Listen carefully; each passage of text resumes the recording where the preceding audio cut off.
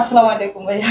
আলহামদুলিল্লাহ ভালো আছি। ভালো। আমার গুলশানস গ্রুপের অফিসে আসছো আমার ইনভাইটে, তার জন্য তোমাকে তার জন্য আপনাকে ধন্যবাদ। না তোমাকে ধন্যবাদ। জি, থ্যাংক ইউ। এবং একটা গুলশানস গ্রুপের কাজের জন্যই ডেকেছি। আর আমি তোমাকে দীর্ঘদিন যাবত জানি এই কারণে যে তুমি তোমার সততা নিষ্ঠা দিয়ে চলচ্চিত্রটাকে ভালোবাসো। হ্যাঁ, এইটার রিজনটা কি বলতো? কারণ আমার আমার বয়স যখন ৬ বছর তখন থেকে আমি আপনাদেরকে দেখে বড় হইছি। আর ৯০ দশকের নায়ক নায়িকা বলতে তো আপনারাই। সালমান শাহ, মৌসুমী, ওমর সানি, শাবনূর। তো এখন মানে আমার বড্ড ভালোবাসি মুভিটা রিলিজের পর থেকে আমার বড্ড ভালোবাসি মুভিটা যখন রিলিজ হলো মানে নায়ক নায়িকা মনে হচ্ছিল না। যে আপনাদেরকে যেরকম দেখে বড় হইছি, একটা স্বপ্ন নিয়ে বড় হইছি কারণটা এরকম কি কাজটা বলতো? করব। তো এখন এই ডিজিটাল যুগে আসছি বা কেন জন্মটা কেন আমার আগে হলো না? আপনাদের আমলে কেন হলো না? আই এম রিয়েলি সরি যে এটার উত্তর আমরা দিতে পারবো না। আচ্ছা, আমাদের আমলে কাজগুলো আমার একটু পছন্দ হয় না। আমরা আমরা সৌভাগ্যবান যে বাংলা চলচ্চিত্রের একদম স্বর্ণযুগের শেষ মানে জায়গার মানুষ আমরা, রাইট? আর কি আক্ষেপ আছে বলতো?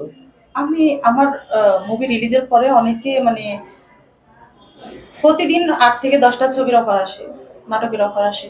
কিন্তু আমার মনে হয় আমি ১০০টা ছবি করে তো লাভ নাই। আমি যেরকম একটা ছোটবেলা থেকে দেখে আসছি, মনে করে আসছি যে আমি ওরকম কাজ করব। ওরকম কাজ আমি আমাকে স্ক্রিনে দেখতে পারি এবার। তাই? আমার অনেক বিশ্বাস আমার।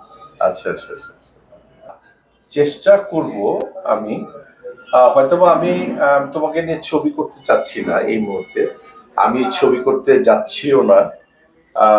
আমি কিছু কোম্পানির কিছু কাজ করব এবং তোমার যে প্রতিভাটাকে এটাকে একটু বিকশিত করার চেষ্টা করব। আর আই এম রিয়েলি সরি, এখন তো আমরাও খুব একটা কাজ করি না। আর চলচ্চিত্রই তো নাই আহামরি ভাবে ধরতে গেলে। আমি তোমাকে কিছু আনসিল বিলাস কিছু মানুষ আছে না, হোপ দেয় তোমার আমার পরবর্তী আসলে কিছুই না, নায়িকা হ্যান ত্যান অমুক টমুক, এগুলি কিছুই না। আমরা আমাদের যেটুকু কাজ তুমি করতে চাও এটুকু সহযোগিতা ডেফিনেটলি থাকবে। আমি আমার মুভি রিলিজের পর থেকে কারো অফিসে যাচ্ছি না, কোনো কাজই করতেছি না। এখানে আসছি, আপনি আমাকে ইনভাইট করছেন। আমার ভালো লাগছে। আমার তো একটা মানে কি বলবো যে আমি ছবিও তুলি নাই আপনার সাথে এখন অব্দি। তো আমার মনে হইলো যে আমার মানে মন থেকে আসছি। আমার মনটা টানছে। আর এখানে যে কাজগুলো করব সামনের দিকে ইনশাআল্লাহ যতটুকুই করি আমার ভালো লাগবে। আশা করি ভালো কিছু হবে। Thank you. এবং তোমাকে অ্যাগেইন ধন্যবাদ। এবং তুমি যেন আরো তোমার মনের বাসনা দিয়ে ভালো কিছু কাজ করতে পারো। ইনশাআল্লাহ। Thank you.